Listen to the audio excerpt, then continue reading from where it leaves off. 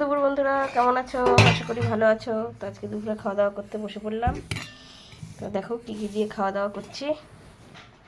এই যে আছে লাউ চিংড়ি,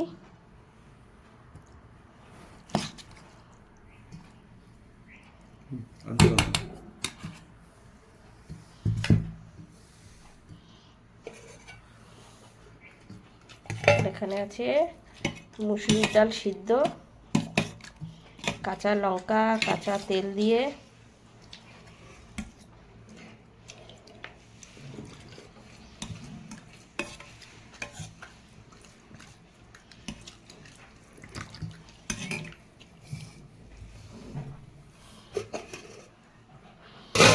আর বাটা মাছের ঝাল সর্ষে দিয়ে।